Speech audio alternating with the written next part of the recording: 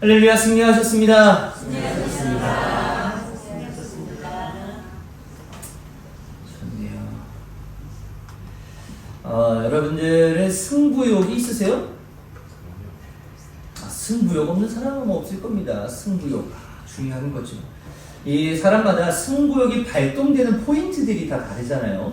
아마 모든 일에 승부욕이 다 발동된다 그러면 사람 인생 피곤해서 못 살 겁니다. 근데 어떤 거는 유하게 그냥 넘어가는 부분이 있지만 어떤 부분만 딱 되면 절대로 막 지고 싶지 않고 내가 절대로 포기하고 싶지 않고 하는 그런 승부욕이 발동이 된다라는 겁니다.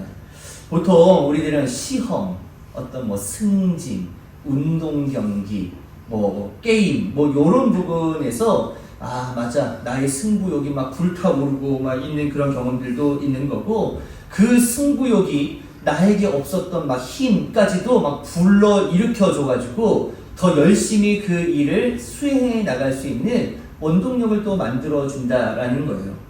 저는 승부욕이 있어 보여요? 어때요?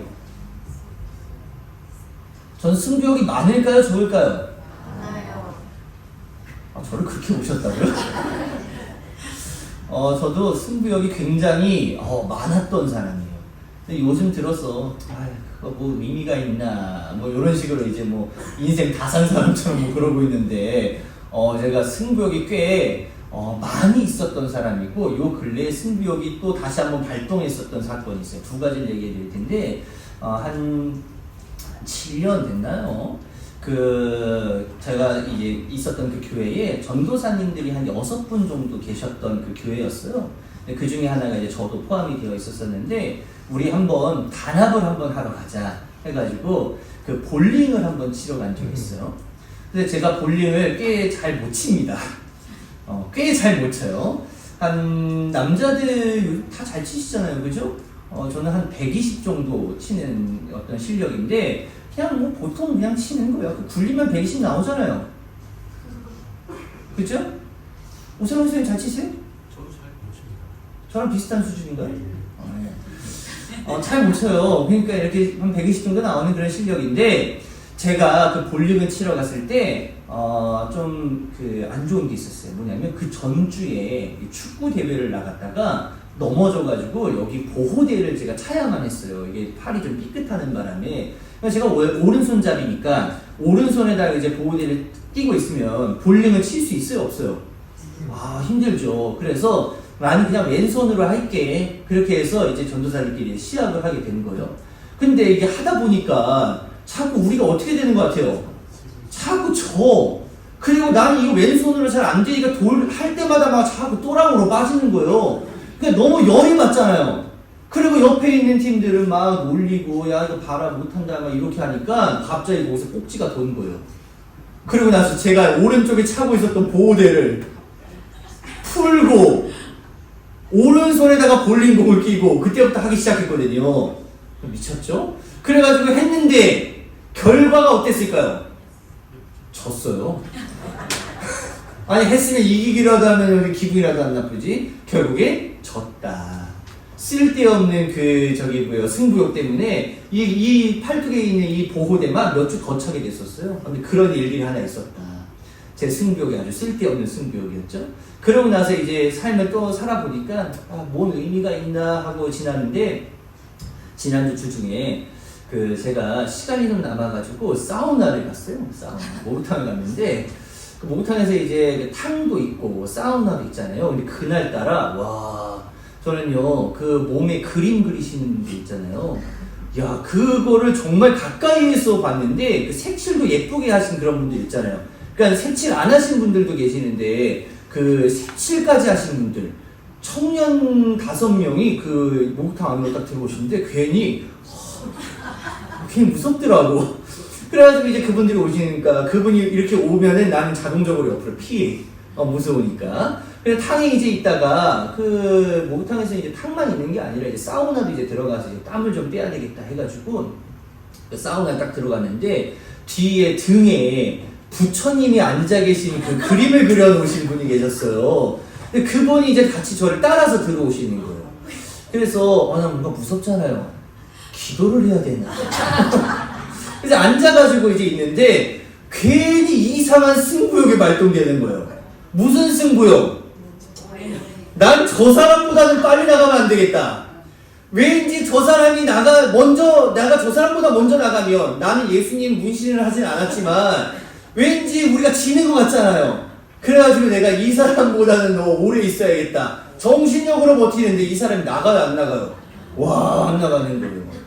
그 사우나별로 여러분들 그 모래시계, 요즘에는 모래시계 있나? 거기는 모래시계가 있더라고요. 모래시계 5분짜리, 뭐 때로는 7분짜리, 10분짜리 여기 갖다 놓는 데가 있는데, 이용호 권사님 자주 가시나봐요. 고개를 격하게 끄고 계시네?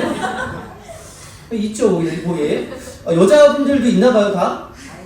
아, 그래요? 다 사우나 잘 다니시는 한번 가세요. 그 모래시계 5분짜리가 거의 다 끝나가는데, 와, 안 나가시는 거예요. 근데 내가 나갈 수가 있어야지. 막 버티다가 이분이 5분이 딱 끝나자마자 기가 막히게 나가시는 거예요. 난 어때요? 속으로 이겼다. 쓸데없는, 그분은 저를 아무런 의도도 없고 그러든지 말든지 신경 안 쓰고 있었을 거지만 나 혼자 내적 승리를 이제 만끽하면서 목욕을 마치고 이제 나온 적이 있었어요. 이 정도로 제가 승부욕이 없는 것처럼 보였는데 스물스물 승부욕이 이제 기가 막히게 올라오던 그런 일들이 있었다라는 겁니다. 여러분들, 승부욕이라는 게 참 신기한 거예요. 우리를 한층 더 업그레이드 시켜주기 위해서 이 승부욕이라고 하는 게 좋은 방면으로 작용이 되잖아요. 그러면 내가 뜻하지 않는 그런 잠재력까지도 더 충만하게 만들어줘서 우리를 굉장히 좋은 길로 이끌어준다라는 겁니다.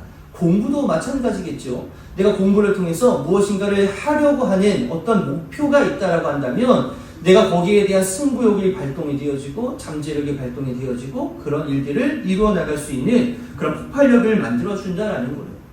역사적으로 여러분들 최고의 축구 선수라고 불려지는 이 시대에 리오넬 메시라는 사람이 있어요. 이 사람 축구 참 잘하는 사람인데 이 사람이 어떻게 이렇게 잘할 수 있게 되었을까? 이 사람과 늘 비교가 되어지는 축구 선수 하나가 더 있습니다. 호날두라고 하는 사람인데 이 사람 둘이 굉장히 막 치열했어요.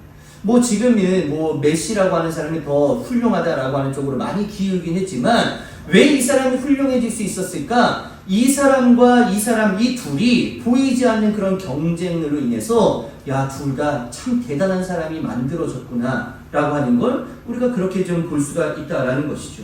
그럼 성경이라고 하는 이 성경이 하나님의 말씀에서도 과연 승부욕이라고 하는 걸 어떻게 보고 있는 걸까? 승부욕이 좋은 걸까? 나쁜 걸까? 이런 측면들을 우리가 좀 오늘 바라보려고 하는데 이 승부욕에 대해서 굉장히 신중한 태도를 보여야 한다라고 하는 걸 우리는 오늘 이 말씀을 통해서 몇 가지 좀 알아보려고 합니다. 승부욕은요, 단순히 이기려고 하는 마음이 아니에요. 승부욕이 뭐가 중요하냐면 내가 이 승부욕이 왜 발동됐는가? 이 승부욕은 어떤 방향을 바라보고 있는가? 이 승부욕의 목적은 뭔가? 이것이 명확하고 이것이 바른 의도여야만 이 승부욕은 옳은 길로 갈 수 있는 거고 그렇지 않고 쓸데없고 잘못된 어떤 승부욕을 불러일으키는 의도라고 한다면 이것은 나중에 걸림돌이 되어질 수밖에 없다라고 하는 겁니다. 오늘은요, 많은 인물들을 좀 한번 살펴볼 텐데 그 사람들이 보여줬었던 승부욕, 과연 이 사람들은 하나님을 향한 승부욕이었는지 아니면 그냥 자기 욕망에 의한 승부욕이었는지 이 말씀을 우리가 좀 살펴보면서 우리들은 하나님을 향한 그 열정, 하나님을 향한 승부욕, 이것이 제대로 발휘될 수 있게 되시기를 예수의 이름으로 간절히 축복합니다. 먼저 잘못된 승부욕을 보여줬었던 사람들에 대해서 몇 개 좀 소개를 해드리려고 해요. 가인이라고 하는 사람 여러분들 잘 아시죠? 가인은 이 아벨이라고 하는 동생이 하나 있었습니다. 이 동생과 함께 하나님 앞에 예배를 드렸는데 하나님께서 왜 그러셨는지는 잘 모르겠지만 가인의 이 형의 예배는 받지 않고 아벨이었었던 동생의 예배만 받으셨던 거예요. 그러니까 이 가인의 입장에서 화가 난 겁니다. 왜 분노가 일어나기 시작한 거예요. 나도 나름 정성껏 하나님 앞에 예배를 드렸는데 왜 하나님께서 내 예배를 받지 않으시는 거야? 그때부터 꼭지가 돌면서 혼자만의 비교의식, 이걸로 인해서 자기 마음을 스스로 컨트롤하지를 못하게 되는 거예요. 그러니까 결국 그 분노와 경쟁심, 그 쓸데없는 승부욕은 결국 어떤 결과를 낳게 되었냐면 아벨이었었던 그 동생을 죽이게 되어졌다라는 거예요. 사울이라고 하는 왕이 있었습니다. 사울 왕이 처음부터 다윗을 싫어했었던 게 아니에요. 다윗을 굉장히 좋아했습니다. 이 둘의 만남은 원래 이 골리앗에서의 만남이 첫 만남은 아니지만 그 다음에 제외했을 때의 만남이 골리앗이거든요. 그러니까 이 골리앗을 때려 눕혔을 때의 이 다윗, 그리고 이 다윗이 그 일들을 보여줌으로 인해서 사울은 다윗이 굉장히 뿌듯했어요. 야, 너 참 대단하다. 아무도 하지 못한 일을 야, 네가 이렇게 멋지게 해냈어? 너 박수 받아, 아주 마땅해. 그랬는데 문제는 그 다음부터 시작되는 거예요. 전쟁을 마치고 이 성으로 들어오는 그 이스라엘 군대들을 향해서 그 사람들이 뭐라고 이야기하냐면 사울은 천천히고 다윗은 만만입니다 하면서 박수를 막 치기 시작하는 거예요. 사울이 듣기에 거북한 겁니다. 아니, 나는 1,000원짜리고 다윗 저놈은 10,000원짜리라고 이런 얘기를 했다는 거예요. 그러니까 그때부터 사울의 이 생각이 달라지기 시작하는 거예요. 그때부터 다윗을 주목하기 시작했다라는 겁니다. 그러니까 이 사람이 이 다윗에 의해서 그런 불안한 마음, 야, 저 자식이 내 왕위를 뺏으려고 하는 거 아니야? 이런 쓸데없는 불안한 마음, 그리고 경쟁과 승부요, 그런 비교가 이 사울을 자꾸 미치게 만드는 거예요. 결국 이 사울이 남은 인생을 다 누구에게 쏟아붓는 거냐면 다윗 죽이는 데 쏟아붓게 되는 거예요. 이런 어리석은 삶으로 나아가게 되었다는 겁니다. 근데 그렇게라도 해서 다윗을 죽였으면 마음이라도 편했겠지. 결국에 다윗이 죽어요, 안 죽어요? 죽지 않고 오히려 사울이 굉장히 끔찍한 죽음을 맞이하게 되었다라는 거예요. 야곱이라는 사람이 있었습니다. 이 야곱은요, 쌍둥이였는데 쌍둥이 중에서도 동생이었어요. 건석이처럼. 형인 에서가 있었는데 이 에서를 늘 부러워했었던 사람입니다. 야곱이 왜 부러워하냐면 장자권, 이걸 너무 갖고 싶은 거예요. 그러니까 오죽했으면 내가 먼저 나갈 거야 하면서 형의 발 뒤꿈치를 붙잡았다라고 하는 이름을 붙여줄 정도로 야곱이라고 하는 사람은요, 굉장히 시기가 많았었고 어떤 야욕이 많았었던 그런 사람으로 장자권을 어떻게 뺏어오지, 이걸 매일같이 고민하던 사람이었다는 거예요. 그러니까 그 탐욕이 결국 거짓과 속임수로 발현이 되어서 나중엔 아버지였었던 이삭을 속이고 형이었었던 에서를 속이고 이제 집안 가족들과는 전혀 살아갈 수 없는 그런 삶의 환경으로 내쫓긴 바 되어졌다라고 하는 겁니다. 이 야곱의 아내가 있었는데 레아와 라헬이라고 하는 여인이었어요. 사실 이 야곱은 레아는 원하지 않았습니다. 예뻤었던 라헬만 원했었는데 이 둘이 자매 관계였던 거예요. 그러니까 아버지였었던 라반이 야, 그 나를 위해서 굳이 생각 안 해도 되죠? 나를 위해서 7년 일해. 그러면 내가 라헬 줄게. 그래가지고 7년 열심히 일했는데 우리 집안은 말이야, 첫째가 먼저 가야 돼. 레아 데리고 가. 그리고 나를 위해서 7년 더 해. 그럼 내가 라헬 그냥 줄게. 이렇게 해가지고 14년 동안 생고생해가지고 그 두 아내를 얻게 되어지는 거예요. 그러면은 이 야곱은요, 누구를 더 사랑할 수밖에 없냐면 라헬을 당연히 사랑할 수밖에 없어요. 근데 레아의 입장에서는 기분이 나빠요, 좋아요? 나쁘죠? 남편이 왜 나를 바라봐주지 않지? 왜 나를 사랑해주지 않지? 안 되겠다. 내가 그 당시에 자식 잘나면 그냥 그 최고였다는 거예요. 그 자식 중에서도 남자아이 잘나면 그냥 최고입니다. 그러니까 이 레아가 남자애들을 막 낳기 시작하는데 그의 어떤 질투, 남편에 대한 사랑의 갈급, 이것이 어떻게 표출이 되냐면 그 자녀들을 낳고 그들의 이름을 보면은 이 레아의 심정을 알 수가 있어요. 여러분들 창세기 한번 찾아보세요. 네, 창세기 29장 32절부터 볼게요.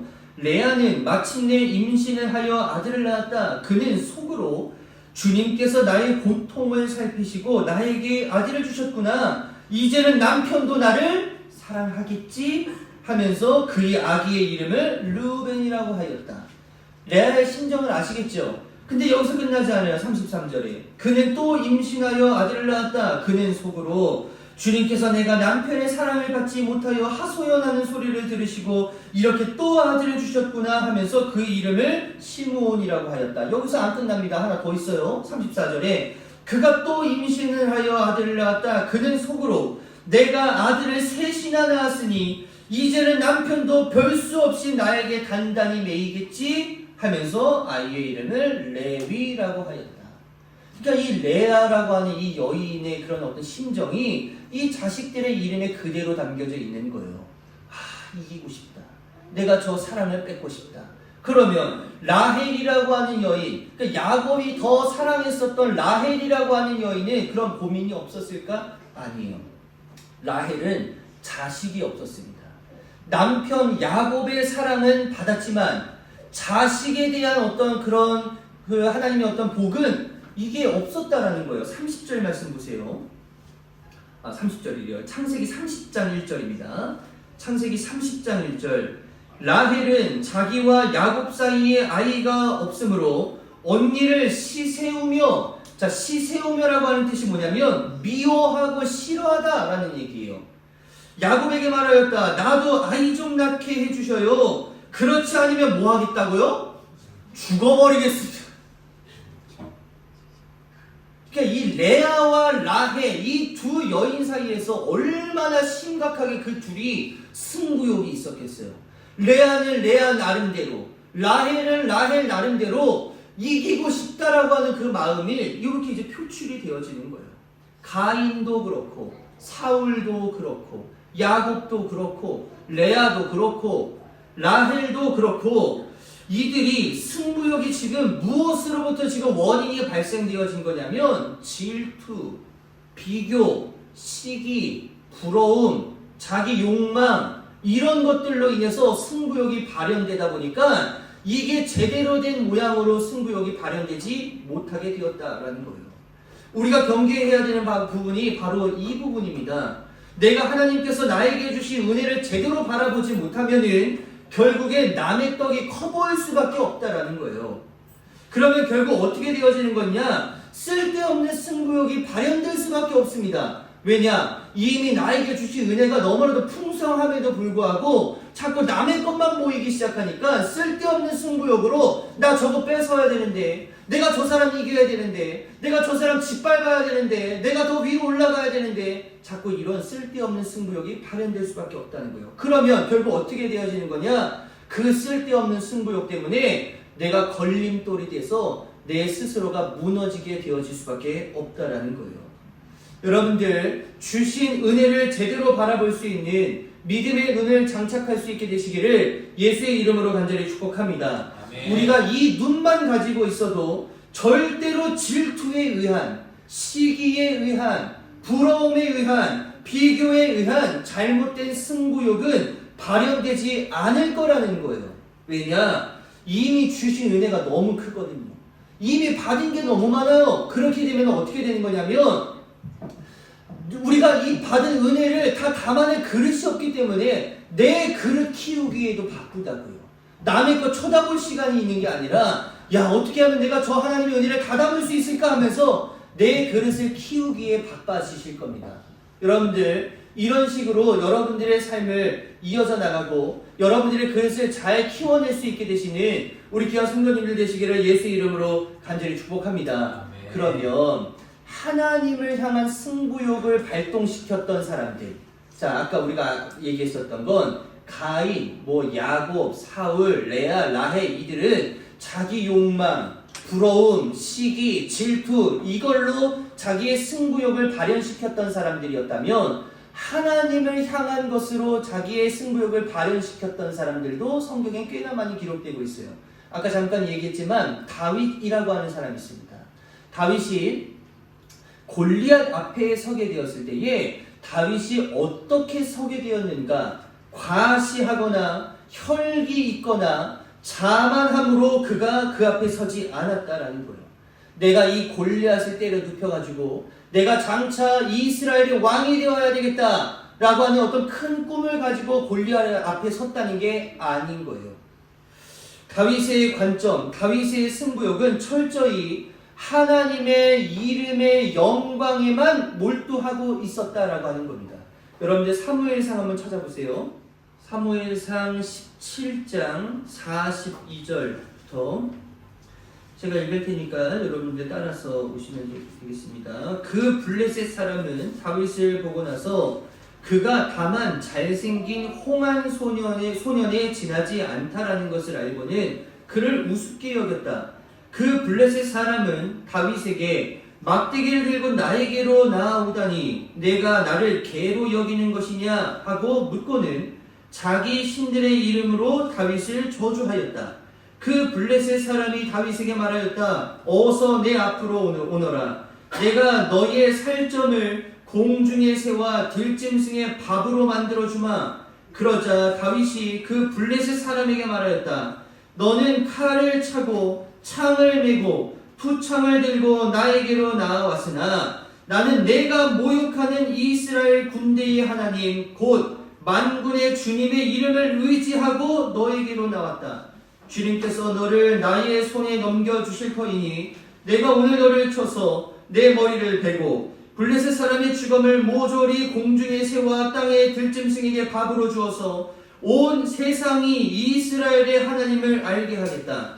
또 주님께서는 칼이나 창 따위를 쓰셔서 구원하시는 것이 아니라는 것을 여기에 모인 이 온 무리가 알게 하겠다.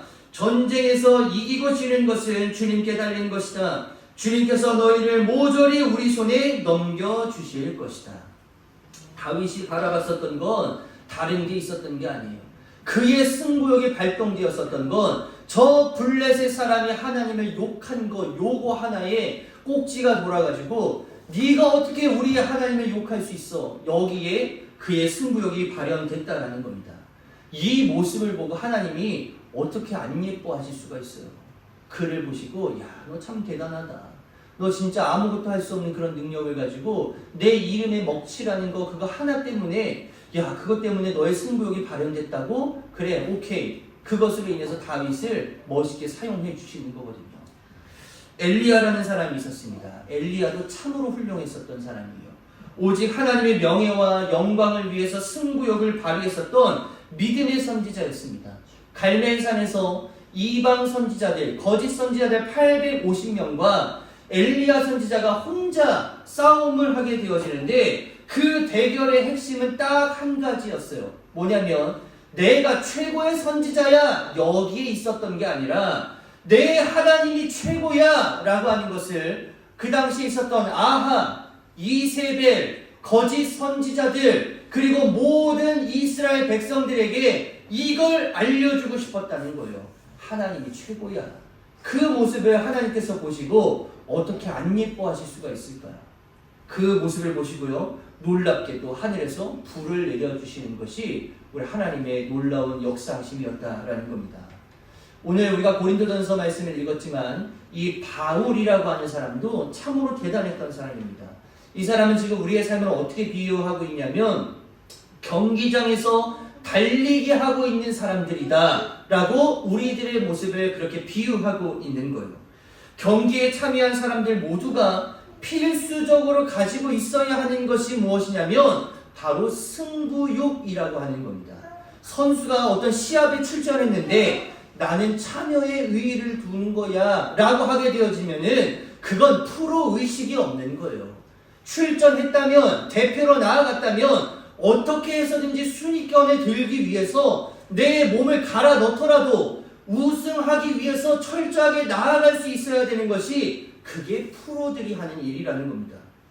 저마다 자기들의 상을 받기 위해서 승부욕을 발휘해서 그렇게 달려나가고 있는데 우리가 발휘해야 하는 승부욕은 그 승부욕의 목적이 뭐냐면 오늘 말씀 25절에 보시면 썩어 없어질 월계관, 다시 말하면 이 땅의 것들이 아니라 영원히 썩지 않을 월계관, 이것에 의해서 우리의 승부욕이 발휘되어야만 한다라고 사도 바울이 명확하게 이야기하고 있다는 거예요. 그러니까 우리가 이 땅에서 잘 먹고 잘 살고 등 따시고 배부르고 멋지고 아름답게 사는 거, 그거 이런 목적을 위해서 승부욕을 발휘하게 되어지는 것은 결국 가인이나 사울이나 야곱이나 레아나 라헬과 별반 다르지 않는 인생이 되어질 것이다 라고 하는 것을 우리가 다시 한번 인식하고, 우리는 그런 식으로 우리의 승부욕을 발휘해야 되는 것이 아니라 썩지 않을 영원히 우리들에게 부어주시는 하나님의 나라에 우리의 초점을 맞추고 거기에 승부욕을 발휘할 수 있어야만 하나님께서 베푸시는 놀라운 은혜가 덧입혀질 것이다라고 하는 것을 여러분들 믿음으로 고백할 수 있게 되시기를 예수의 이름으로 간절히 축복합니다. 그래서 우리는요, 시기와 비교, 자기의, 욕망, 이것에 의한 것이 아니라 하나님이 나의 승부욕의 목적이 되어지고 내 마음에서 하나님을 지키기 위한 그 열정과 그 모습이 승부욕의 목적이 되어져서 나 스스로를 한 번 더 쳐보고 더 훈련해보고 더 단련시키고 굴복시킬 만큼 믿음으로 나아가는 절박함이 우리들 가운데에 반드시 있어져야만 한다라는 거예요. 여러분들, 쓸데없는 것에는 승부욕이 발동되면서 왜 하나님의 나라를 위해서는, 왜 교회를 위해서는, 왜 하나님의 영광을 위해서는, 왜 내 믿음을 위해서는, 왜 내 신앙을 위해서는 다른 것에는 계속 승부욕 발동되다가 왜 이런 것만 앞에 섰을 때 왜 우리의 승부욕은 잦아드는지, 여러분들 간단한 문제입니다. 세상의 것에는 우리가 더 초점이 맞춰져 있고 하나님의 것, 영원히 썩지 않을 것에는 초점이 맞춰져 있지 않기 때문에 우리는 당연히 그런 삶을 살아갈 수밖에 없다라는 거예요. 여러분들의 승부욕 없는 사람 없습니다. 다 승부욕들을 가지고 계시죠. 우리 모두 경기장에서 달리고 있는 사람이라고 비유하고 있잖아요. 저마다 자신의 목표를 향해서 1등이 한번 되어보고자 달리고 있는데 안타깝게도 썩어 없어질 것에 목표를 두고 달리고 있는 이 허망한 인생들이 안타깝게도 성도들 가운데에 있다라고 하는 겁니다. 여러분들 가운데에는 이런 사람 없도록 썩어 없어질 것에 초점 두는 인생이 아니라 썩지 않을 영원한 것에 소망을 두고 나아갈 수 있게 되시는 우리 귀한 성도님들 되시기를 예수 이름으로 간절히 축복합니다. 여기에 우리의 승부욕이 발동되어질 수 있어야 되는 거예요. 하나님을 잃어버리는 것이 너무 두렵기 때문에 어떻게 해서든지 하나님을 지켜내 보려고 하는, 어떻게 해서든지 내 교회를 지켜내 보려고 하는, 어떻게 해서든지 내 믿음과 내 신앙을 지켜내 보려고 하는, 말씀을 지켜내 보려고 하고 내 기도의 자리를 지켜내 보려고 하는 이 간절하고도 절박하고도 처절한 모습과 마음이 하나님의 마음을 움직이게 하실 것이고, 움직인 하나님의 마음을 누가 막을 거예요? 그때 하나님께서 베풀어 주시는 놀라우신 은혜, 우리가 애써서 나아간 것보다 비교할 수도 없이 채워주시는 풍성한 하나님의 은혜가 여러분들의 삶 가운데 있게 되어지시기를 간절히 바라고, 그 믿음의 길을 마지막까지 걸어갔을 때에 야, 승리의 면류관이 우리들에게 주어졌다고, 의의 면류관이 우리들에게 주어졌다고, 그때 그 의의 면류관 주어지는 것을 넘어 착하고 충성된 종이라 칭찬받까지 받게 되어질 수 있게 되시는 우리 귀한 성도님들 되시기를 예수의 이름으로 간절히 축복합니다.